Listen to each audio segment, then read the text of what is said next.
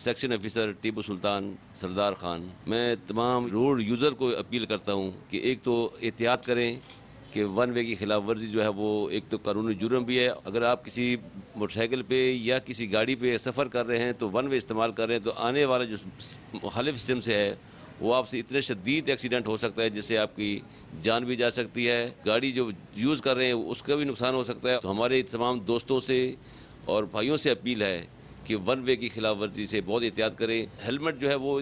ایک قانونی جرم بھی ہے، اگر اس کے بغیر اگر آپ موٹر سائیکل استعمال کر رہے ہیں۔ جتنے بھی موٹر سائیکل والے حادثات ہوتے ہیں اوور سپیڈنگ میں ہوتے ہیں تو گرتے ہیں تو سر کی چوٹ کی وجہ سے وہ ان کا بچنا جو بہت ہی مشکل 99% جو موٹر سائیکل سر کی چوٹ جو ہے اس سے نہیں بچ پاتے۔ زیادہ سے زیادہ 40 کی سپیڈ رکھیں۔ اکثر لوگ یہ کرتے ہیں کہ ہمیں ایمرجنسی ہے، لیکن ایمرجنسی کی طرف وہ جا رہے تھے اوور سپیڈنگ میں اور وہ خود ہی ایمرجنسی بن جاتے ہیں، اپنی جان بھی جاتی ہے اور دوسروں کے لیے وبال جان بن جاتے ہیں۔ ٹائم پہ ڈیوٹی پہنچنا ہے یا کسی ایمرجنسی پہنچنا ہے تو 10-15 منٹ پہلے آپ گھر سے نکلیں تاکہ آپ کو اوور سپیڈنگ کی بھی ضرورت بھی نہ پڑے اور خطرناک موٹر سائیکل چلانے کی ضرورت بھی آپ کو نہ پڑے اور ٹائم پہ بھی آپ پہنچ جائیں۔ اگر آپ کا سگنل بند ہے اور مخالف سمت پہ جو سگنل آن ہے اپنے وہ رائٹ پہ آ رہا ہے، اگر آپ سگنل کی وائلیشن کر رہے ہیں تو وہ آپ کو مار بھی سکتا ہے اور نقصان بھی کر سکتا ہے اور اس سے آپ کی جان بھی جا سکتی ہے۔ تو جب آپ کی یلو لائٹ جلے، یلو اس کا لائٹ کا مطلب یہی ہے کہ وارننگ ہے، تو وارننگ میں جب آپ نے سلو ہونا ہے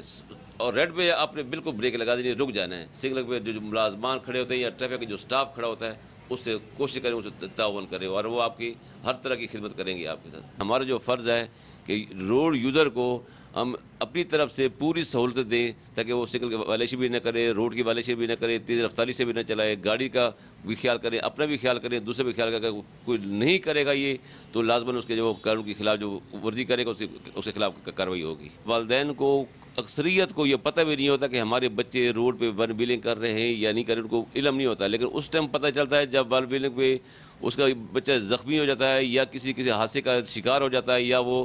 حسادی طور پہ وہ ایکسپائر ہو جاتا ہے تو اس ٹائم اس کے والدین کو پتہ چلتا ہے، لیکن اس ٹائم وہ وقت گزر جاتا ہے۔ والدین سے اپیل ہے کہ وہ اپنے بچوں کو ایسی بے ٹائم یا بے وقت موٹر سائیکل نہ دیں جس سے وہ ون ویلنگ کریں یا ون ویلنگ کی کوشش کریں۔ رات کو 12 کے بعد جب ٹریفک ختم ہو جاتی ہے تو یہ اکثر بچے جو ہیں وہ روڈ پہ ون ویلنگ کرتے ہیں تو اور جس کی وجہ سے وہ حادثات بھی پیش ہوتے ہیں اور زخمی ہوتے ہیں اور ایکسپائر بھی ہو جاتے ہیں، تو ان سے زیادہ احتیاط کرنا چاہیے۔ اور دوسری بات یہ، جب بائک بھی چلاتے ہیں، 4 وہیل گاڑی بھی چلاتے ہیں تو ہینڈ فری کا استعمال کرتے ہیں تو اس سے یہ آدمی کا دھیان جو ہے وہ اس طرف چلا جاتا ہے وہ جس سے وہ باتیں کر رہا ہے، اس کے ٹریفک کی طرف یا اس کے سامنے کی طرف کسی طرف اس کی توجہ نہیں ہوتی، لیکن توجہ اس ٹائم پتہ چلتی ہے جب وہ حادثہ پیش آ جاتا ہے۔